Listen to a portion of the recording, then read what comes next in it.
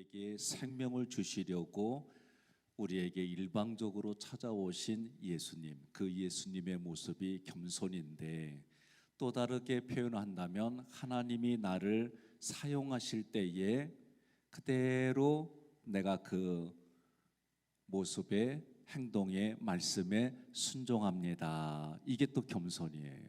또 겸손은 하나님 앞에 나를 철저하게 부정하는 거예요. 오늘 우리는 살아온 삶에 비교하는 거는 우리의 기본 정서예요. 내가 누구를 만났어요. 그럼 그 만난 사람이 내게 기준이 돼요. 내가 어떤 사건이 있어요. 그럼 그 사건이 나에게 기준이 된 거예요. 긍정이 됐든 부정이 됐든 그것이 내한테는 기준이 돼 있어요. 그래서 똑같은 유사한 것이 일어날 때에 먼저 경험되어진 것이 내 안에 작동하게 돼 있어요. 그것을 통해서 그 다음 것들이 어떠하다, 이것들에 대한 긍정, 부정, 희노애락들이 내 안에 자리 잡고 있는 거예요. 그런데 하나님의 말씀은 그 말씀이 내 안에 자리 잡고 있는 그런 생각과 감정들을 부수고 하나님의 말씀, 하나님이 의도한 대로 나를 세워가는 거예요. 거기에 내가 순종하겠습니다 그러는 거예요. 그래서 지금 시편에 겸손한 자라고 할 때 히브리어는 아나우예요. 이 아나우는 가난하다, 고통받는다, 겸손하다, 온유하다 그렇게 쓰였어요. 이 단어는 아나라고 하는 동사에서 유래했어요. 이 뜻은 무엇이냐? 내가 어디에 종사하다, 무엇을 하기에 바쁘다, 괴롭히다, 압박하다 이런 뜻이 있어요. 왜 이런 뜻이 있느냐? 하나님의 말씀이 내게 짐으로 지어지는 거예요. 우리가 분명히 수고하고 무거운 인생의 짐이 있는데 예수님이 지는 짐은 멍에라고 이야기를 하며 그 수고하고 무거운 짐과 비교해 볼 때 예수님이 지는 짐은 어떻다? 가볍다, 쉽다 그렇게 얘기를 했어요. 그래서 하나님의 말씀이 내게 임해지고 그 말씀을 내가 지고 이 땅을 걸어가는 거예요. 그걸 가지고 그 말씀을 가지고 내 마음의 땅을 갈아엎는 거예요. 그러니 제가 와서 우리가 성경의 구약의 땅이라고 하는 것을 물리적인 땅도 되지만 내 마음의 밭이라, 그래서 그 밭을 어떻게 해요? 갈아엎는 거예요. 뭘로? 하나님의 말씀으로. 그 말씀이 나의 땅을 갈아엎는다는 얘기는 서두에서 말씀드린 것처럼 나의 감정과 생각을 다 하나님의 말씀으로 갈아엎는 거예요. 바꿔가는 거예요. 그래서 예수님 믿는다는 얘기는 성경에 기록된 하나님의 말씀이 점점 믿어지는 거예요.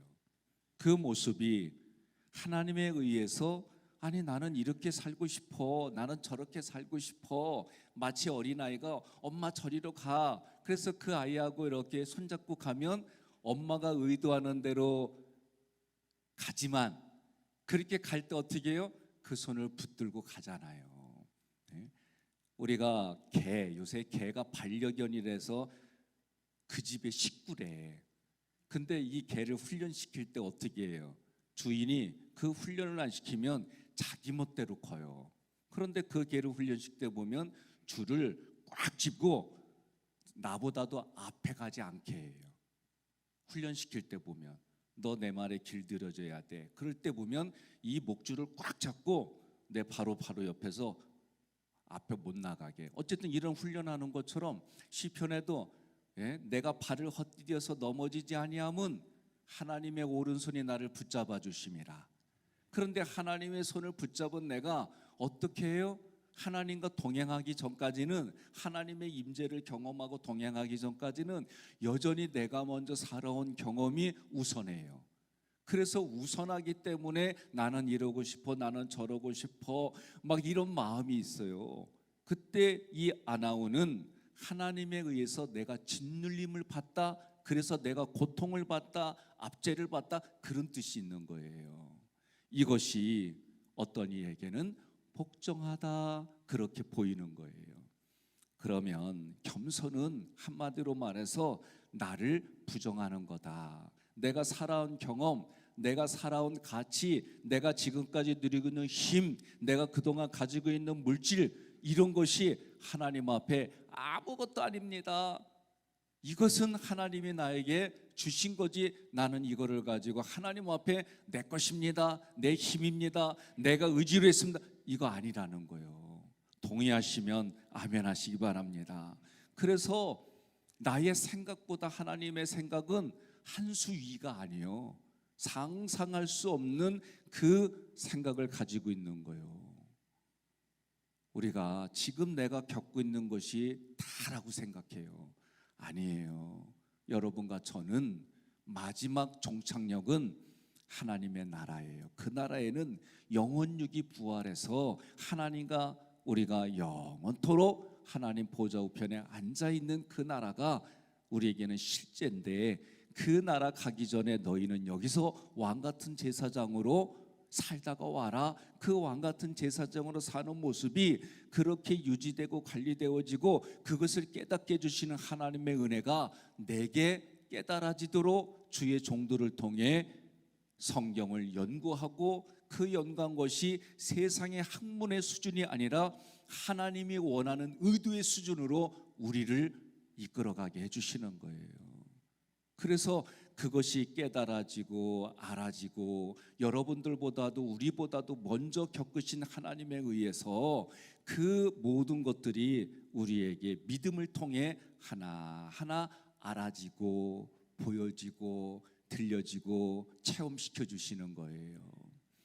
이제 그 하나님 앞에 내가 가지고 있는 생각, 방법, 힘, 지식, 이런 것은 아무것도 아닙니다. 가치가 없는 겁니다. 하나님 말씀이 모든 것입니다. 이런 고백으로 우리가 신앙이 성숙되어져 가는 거예요. 그래서 나는 하나님의 사랑, 사람의 수준에 뛰어넘는 하나님만이 우리에게 주시는 그 사랑, 그 사랑은 또 다른 표현으로 보면 십자가의 사랑이에요. 그 사랑이 하나님은 어떤 분이냐? 약속해 주신 거예요. 우리에게 약속한 것을 지키신 분은 그분밖에 없어요. 옆에 분에게 여쭤보세요. 지금까지 살아오면서 약속을 받아오고 약속을 하며 살아왔는데 그 약속 다 지켰습니까? 물어보세요. 옆에 분한테. 뭐라고요? 다 지키고 살아오셨어요? 나는 제가 뒤돌아보면 하나님께 공약을 많이 내세웠어요. 예? 하나님, 나 요거 들어주면 내가 이렇게 살게요. 하나님, 나 이거 들어주면 이렇게 살게요. 이런 공약을 남발한 게 너무 많아. 그리고 지키지 않은 게 참 많아요. 그런데도 여기까지 왔어요. 예? 우리 아버지하고도 저도, 우리 엄마하고도 애들은 일찍 자라 그러시고 우리 아버지는 TV 혼자 보셨어. 그리고 나는 그때는 뭐 방이 2개, 3개가 있는 게 아니라 한 방에서 같이 자니까 자는 척 하고 이불 뒤집어쓰고 구멍으로 이렇게 하고 나도 같이 봤지. 그러면서 그때 생각, 왜 아빠는 보는데 나는 보면 안 돼? 이런 생각이 들더라고요. 그리고 나서 제가 우리 아빠의 위치에 와서 보니까 애들은 일찍 자야 돼. 예? 아니 그런 인생들이, 근데 우리 부모님들이 했던 인생들, 나도 인생은요 2번 있는 게 아니잖아요. 일생이 한 번밖에 없는 거예요. 그 일생은 한 길밖에 없기 때문에 우리가 똑같이 겪어가는 거예요. 그러니 어느 날 아들로만 보이던 걔네들 얼굴에서 부모님의 얼굴이 살짝 보여지며 그 부모님이 나에게 이렇게 해주셨지, 이 감동이 오니까 나도 참아지고 기다려주고 어떤 때 속이 상하지만 그래, 이런 모습들이 과거와는 좀 다르게 보이고 생기는 거예요. 그래서 잠언서 3장 34절 함께 봉독합니다. 진실로 그는 거만한 자를 비웃으시며 겸손한 자에게 은혜를 베푸시나니. 아멘. 하나님 보면은요, 하나님께 잘하는 사람에게 구원해 주시고 은혜를 베풀어 주시고 우리 동네 말로 말하면 떡 한 덩이라도 더 줘. 맞지요? 아니에요? 하나님 앞에 거만한 자는 하나님이 비웃고요, 하나님이 안 도와주세요. 그런데요, 우리는요 인지 오류가 있어요. 대통령은 이래야 돼, 나라의 위정자는 이래야 돼, 특히 교회에서도 목사는 이래야 돼, 장로는 이래야 돼. 이런 기대감이 있는 건 좋은데 그걸 사실로 받아들여서 어려운 관계를 맺어가는 일들이 너무 많이 있어요. 저도 목회에 한 15년 이상은 힘들게 하고 아프게 하는 사람의 우선순위로 그분에게 제가 관심을 갖고 모든 에너지를 쏟았어요. 제가 지금은 그렇게 목회 안 해요. 잘하는, 하나님께 정말 신앙생활 잘하고 하나님 앞에 영광 돌리라 이랬어요. 이분들 중심으로 내가 신앙생활해요. 옆에 분한테 그래요. 얼굴 삐지면 너 신앙생활 못하는 걸로 보인다 그러세요. 네? 여러분, 제가 긴 인생을 산 인생은 아니지만 우리 인생에는 한계가 있어요. 그 한계를 뛰어넘는 것은 하나님의 은혜를 부어주실 때 가능하지, 그것이 아닌 것을 붙들려고 할 때에 우리는 다 한계에 부대끼게 돼 있어요. 하나님 앞에 여러분, 하나님 보이지 않는 하나님이지만 하나님 보이지 않는 하나님이 보이는 것처럼 신앙생활 하시기를 바랍니다. 그래서 그 말씀에 순종할 때 성경의 말씀이 내 삶의 실제가 돼서 하나님과의 그 임재가 권능으로 내게 오고 그 권능이 다른 사람에게는 생명을 살리는 일로 이루어지기를 주님의 이름으로 축복합니다. 이 단어가 거만한 자는 어떤 뜻이냐? 자기 자신을 높이는 거예요. 자기 자신을 칭찬하는 거예요. 자기 자신을 떠받치고 사는 거예요. 이게 거만하다라고 하는 뜻이에요. 그러나 겸손한 사람은 그들이 자기의 기준을 가지고 자기를 높이는 것과는 다르게 내 안에, 마음 안에 예수님이 자리 잡는 거예요. 이것이 겸손한 자의 모습이에요. 한마디로 예수님이 살아가신 그 길을 나도 따라가는 것이 여러분 오늘 겸손이라는 주제에서는 정확하게 맞는 거예요. 그래서 예수님이 뭐라고 하느냐? 마태복음 11장 29절에 나는 마음이 온유하고 겸손하니 나의 멍에를 메고 내게 배우라. 그리하면 너희 마음이 쉼을 얻으리라. 타페이노스라고 하는 헬라어가 쓰였어요. 이 단어는 베드로전서 5장 5절로 6절에도 같은 단어가 쓰였어요. 함께 봉독합니다. 젊은 자들아 이와 같이 장로들에게 순종하고 다 서로 겸손으로 허리를 동이라. 하나님은 교만한 자를 대적하시되 겸손한 자들에게는 은혜를 주시느니라. 그러므로 하나님의 능하신 손 아래에서 겸손하라. 때가 되면 너희를 높이시리라. 아멘. 때가 되면 어떻게 한다고요? 높여주셔요. 그러면 이러한 문장이 어디에 나오느냐? 빌립보서 2장 5절로 13절에 우리가 같이 교독하겠습니다. 너희 안에 이 마음을 품으라. 곧 그리스도 예수의 마음이니 그는 근본 하나님의 본체시나 하나님과 동등됨을 취할 것으로 여기지 아니하시고 오히려 자기를 비워 종의 형체를 가지사 사람들과 같이 되셨고 사람의 모양으로 나타나사 자기를 낮추시고 죽기까지 복종하셨으니 곧 십자가에 죽으심이라. 이러므로 하나님이 그를 지극히 높여 모든 이름 위에 뛰어난 이름을 주사 하늘에 있는 자들과 땅에 있는 자들과 땅 아래에 있는 자들로 모든 무릎을 예수의 이름에 꿇게 하시고 모든 입으로 예수 그리스도를 주라 시인하여 하나님 아버지께 영광을 돌리게 하셨느니라. 그러므로 나의 사랑하는 자들아 너희가 나 있을 때뿐 아니라 더욱 지금 나 없을 때에도 항상 복종하여 두렵고 떨림으로 너희 구원을 이루라. 다 같이 너희 안에 행하시는 이는 하나님이시니 자기의 기쁘신 뜻을 위하여 너희에게 소원을 두고 행하게 하시나니. 아멘. 소원이라는 게 뭐요? 하나님께 목적이 있고 하나님께 초점이 있고 하나님께 모든 걸 맡기는 거예요. 그런 사람이 여러분 누구예요? 옆에 분한테 내가 그런 사람이요 그러세요. 예? 우리의 삶을 뒤돌아보면 내세울 게 없어요. 그러나 훈련할 때는 예배할 때는 그것이 나의 긍지가 돼야 되는 거예요. 이것이 여러분 거만과 교만은요 정말 제가 볼 때는 종이 한 장 차이예요. 그러니 우리가 하나님의 그 모든 것이 내게 스며들어오고 깨달아지고 그거 하나님의 은혜로 보여지고 들려지기 시작하면요 이 내면에 깨달아지는 것이 달라요. 그러니 하나님의 전능하신 능력 아래에서 겸손하면 하나님의 때에 하나님의 방법으로 하나님의 시간에 너희를 높여주신다 그 얘기요. 그러니 그런 모습을 사신 분이 누구냐? 예수님이다. 예수님이 어떤 분이냐? 본래 하나님이셨다. 그런데 하나님이신데 하나님 아버지와 동등됨을 취하지 않는다는 거예요. 여러분 우리 자녀들도 마찬가지잖아요. 결혼했어요. 예? 결혼해서 어머니 아버지한테 결혼해서 살아갈 때에 어머니 아버지 앞에 동등됨을 취하지 않아요. 그게 여러분 효의 출발이에요. 예? 그래도 그분의 권위를 인정하고 때로는 우리 육신은요 나이 들어가면은요 어떻게 돼요? 늦어져요. 저도 요새 느껴요. 반응이 늦어지더라고. 예?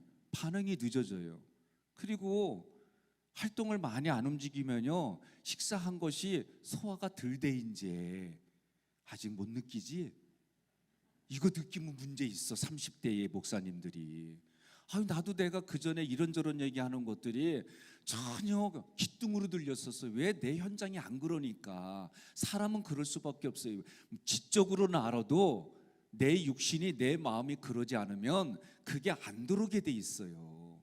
그런데 우리의 부모님이 우리가 점점 나이가 들어갈수록 비교될 수밖에 없어요. 행동이 굼떠요. 생각하는 반응들이 늦어져요. 그런데도 자녀들은 어떻게 해요? 기다려지잖아요. 부모님이 나를 기다려준 것처럼 다 할 때까지 기다려. 우리는 그걸 보고 뭐라고 그래요? 참 잘 컸다. 예의가 있다. 사람이 참 다양한 모습으로 칭찬하는 것처럼 하나님과 우리의 관계 속에 내가 뭔가 젊으니까 내가 뭔가 가지고 있으니까 내가 뭔가 지식을 습득하고 있으니까 그것이 마치 내가 하나님보다도 더 앞서는 것처럼 그런 모습이 아니라는 거예요. 예수님도 본래 하나님이시지만 동등된 것을 취하지 아니하시고 오히려 종의 형체를 가졌다. 그래서 예수님도 뭐라고 그래요? 자의적으로 말하지 아니하고 하나님의 뜻 가운데 본인이 이 땅을 살다가 가셨다라고 말씀하신 거예요. 그러면서 8절에 십자가의 죽으심이라. 근데 이 십자가의 죽으심은 문장이 기가 막혀요. 사람의 모양으로 오신 것이 겸손이고 사람의 모양으로 와서 자기를 낮추시고 죽기까지 복종하셨으니 곧 십자가의 죽으심이라.